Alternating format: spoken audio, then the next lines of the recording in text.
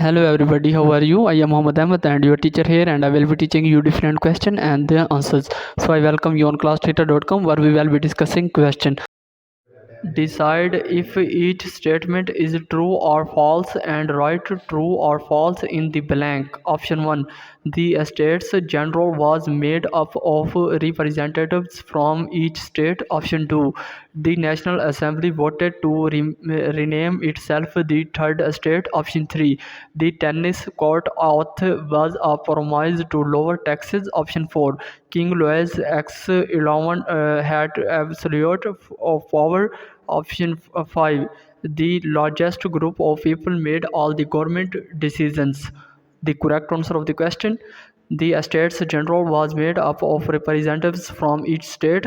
The States General was composed of representatives from three states: the clergy, the nobility, and the common people.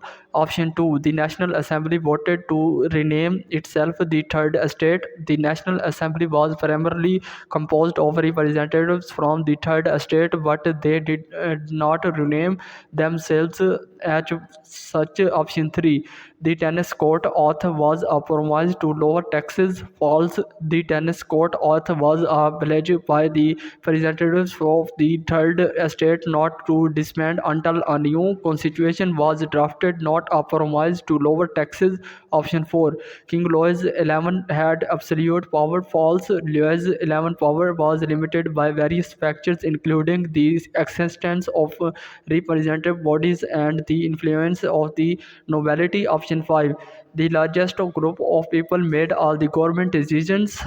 Falls into historically decision making power has contracted among the monarchy and the privileged classes rather than the largest group of common people.